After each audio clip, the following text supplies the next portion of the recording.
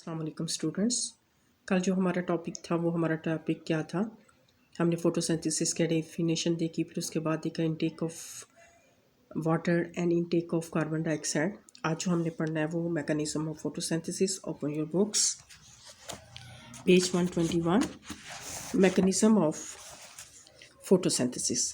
Photosynthesis occur two phases के photosynthesis का process, यानी कि जिसमें कार्बन डाइऑक्साइड वाटर आपस में कंबाइन कर रहे हैं और ग्लूकोज बन रहा है, ऑक्सीजन जो है बाय प्रोडक्ट के तौर पे रिलीज हो रही है। कहता है वो प्रोसेस जो है फोटोसिंथेसिस का टू फेसेस के अंदर होता है। During first phase light energy is captured and use to make high energy molecules ATP and NADPH, nicotine adenine dinucleotide phosphate. ठीक है, अब ये कहता है कि एनर्जी फर्स्ट फेज़ के अंदर लाइट एनर्जी इस्तेमाल होगी और वो लाइट एनर्जी जो है कौन से मालिक्यूल्स बनाने के लिए इस्तेमाल हो रही है? ATP को और NADPH को। This reaction which are known as light reaction take place on thylakoid membrane of chloroplast. ठीक है, अब फोटोसिंथेसिस का प्रोसेस जो है क्लोरोप्लास्ट के अंदर हो रहा है और क्लोरोप्लास्ट में आपने पढ़ा था कि इस डबल मेम्ब्रेन होती है, आउटर मेम्ब्रेन स्मूथ होती है और अंदर इनर मेम्ब्रेन जो है वो उसमें सैक लाइक स्ट्रक्चर बनती है जिसको आपने कहा था थाइलाकाइड। ठीक है, और वो थाइलाकाइड जब ऊपर तले नीचे एक दूसरे के ऊपर हो जाते हैं, पूरे का पूरा स्टॉक हो जाता है, तो उसको आपने नाम दिया था ग्रैनम का नाम दिया था।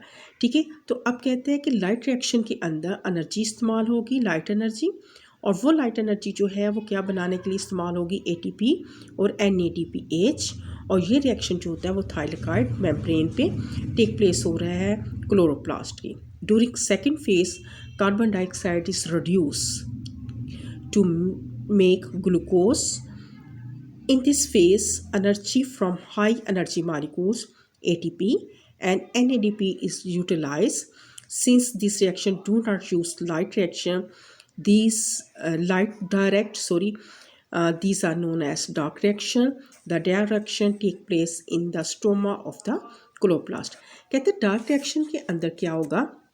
कार्बन डाइऑक्साइड जो होती है वो रिड्यूस हो जाती है किसके अंदर? ग्लूकोज के अंदर, और उसके लिए इस रिएक्शन के लिए एनर्जी की ज़रूरत होती है और वो एनर्जी जो है वो ATP से और NADPH से इस्तेमाल होती है। और क्योंकि इसमें रोशनी इस्तेमाल नहीं हो रही होती जिसकी वजह से हम इसको डार्क रिएक्शन कहते हैं। और ये रिएक्शन जो होता है ये स्ट्रोमा ऑफ क्लोरोप्लास्ट, ठीक है, क्लोरोप्लास्ट के स्ट्रोमा में टेक प्लेस हो रहा होता है। ठीक है, अब ये यहाँ पे अगर देखा जाए nicotine amide adenine dinucleotide NAD is coenzyme that takes electrons and hydrogen ion and thus reduced to NADH. One form of this coenzyme also carry phosphate with it, so it's called NADP. ठीक है, ये आपने इसको short questions के लिहाज से याद करना है। अगर अब हम देखा जाए तो ये क्लोरोप्लास्ट की स्ट्रक्चर है। ठीक है, लाइट रिएक्शन में लाइट इस्तेमाल हो रही है, वाटर मॉलिक्यूल जो है उसमें से ऑक्सीजन जो है वो इसकी हाइड्रोलिसिस होती है, लाइट रिएक्शन के अंदर ऑक्सीजन पैदा हो जाती है। अब ये है कि इसके अंदर ऑलरेडी सेल के अंदर NADPA, अब वो लाइट रिएक्शन में रोशनी को इस्तेमाल करते हुए यहाँ से हाइड्रोजन लेते हुए वाटर से किस में चेंज हो जाता है? NADPH के अंदर। ठीक है, और ADP प्रेजेंट है, ATP भी लाइट को इस्तेमाल करेगा और चेंज हो जाएगा ATP के अंदर।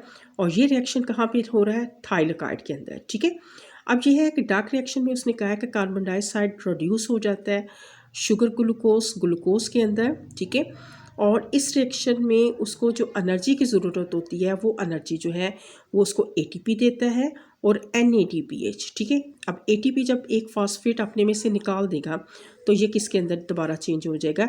ADP के अंदर। ठीक है, और NADPH जो है हाइड्रोजन इसमें से एक ग्लूकोज मालिक्यूल के लिए यूज़ हो जाएगी और वो दोबारा चेंज हो जाएगा NADP के अंदर। ठीक है, और इस तरीके से ये light and dark reaction photosynthesis mechanism आपने बताना light reaction and dark reaction.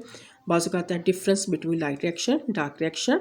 Light reaction में एनर्जी की ज़रूरत होती है और वो एनर्जी जो है एटीपी के और NADPH को बनाने के लिए इस्तेमाल होती है और ये टेक प्लेस होता है थाइलाकाइड पे। डार्क रिएक्शन में एनर्जी की ज़रूरत नहीं होती।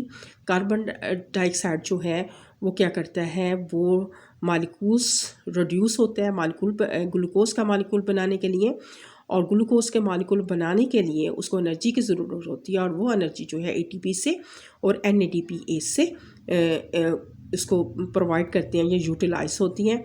और ये प्रोसेस जो है डार्क रिएक्शन जो है वो टेक प्लेस होता है कहाँ पे, स्ट्रोमा पे। ठीक है, तो स्टूडेंट्स अभी आपने सिर्फ मैकेनिज्म ऑफ फोटोसिंथेसिस यहाँ से यहाँ तक एंड देन उसकी जो है वो अपने डायग्राम करनी है। फिर उसके बाद हम लाइट रिएक्शन के अंदर जो इवेंट्स टेक प्लेस होते हैं उसको स्टडी करेंगे।